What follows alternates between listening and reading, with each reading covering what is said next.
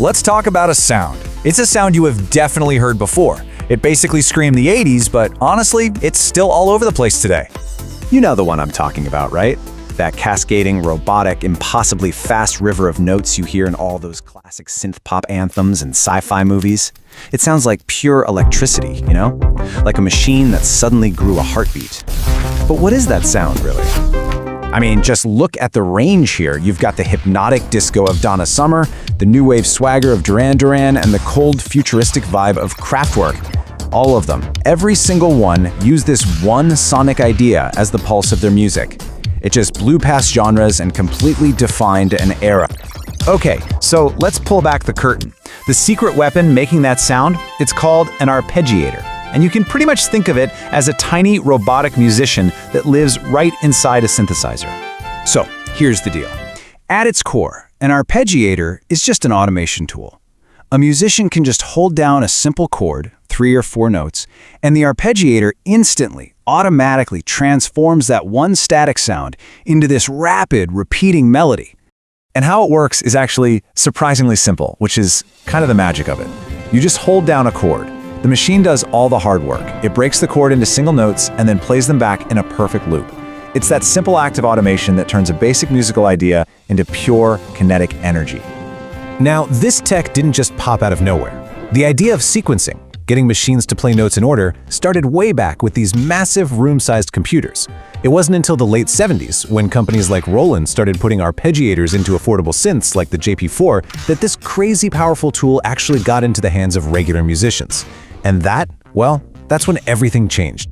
So how exactly did this thing change the game for musicians? Well, it was a huge deal. It wasn't just a new sound, it was a completely new way of thinking about how you even make music in the first place. This right here, this gets to the very heart of the revolution. See, traditionally, you'd write a melody and then you'd learn to perform it. But with an arpeggiator, the performance is the composition. You're generating these incredibly complex patterns in real time, which suddenly made that kind of playing accessible to everyone, not just some virtuoso keyboard player. So what does that all boil down to?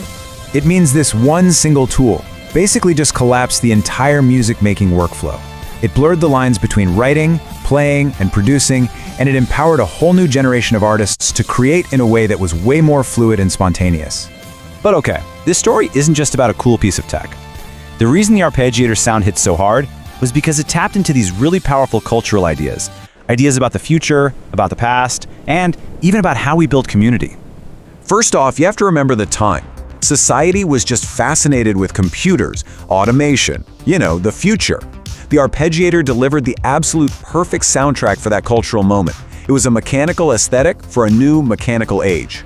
But, and this is where it gets really, really interesting, that futuristic, robotic, almost alien sound, it actually has deep, deep roots in a very human, very historical tradition. And this, right here, is the key. That constant repetition wasn't just a machine being a machine. It connected this new electronic music to a long, rich history of African-American musical traditions. You see, in many forms of Black culture, repetition isn't about getting stuck. It's about building a foundation, a steady loop that invites everyone else to jump in and participate.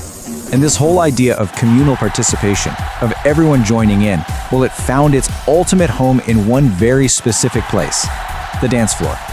So what makes that loop so powerful for dancing? It's all about predictability.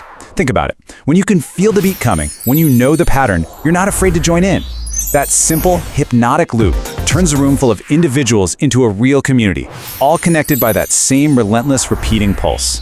So, after all that, what is the lasting legacy of this seemingly simple tool? Well, you could make a pretty strong argument that it's the very foundation of modern dance music as we know it. I mean, you can literally draw a straight line. That driving, mechanical pulse from those early arpeggiator tracks became the absolute DNA for Chicago house and Detroit techno.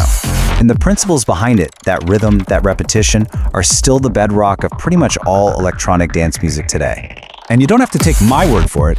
The musicologist Martino Loger just nailed it. He said the arpeggiator was way more than just a bunch of knobs on a synth. It was a true cultural force that completely rewired the creative process and, amazingly, connected futuristic sounds to a deep human history. So the next time you hear that pulsating, hypnotic beat in a song, you'll know exactly what's going on.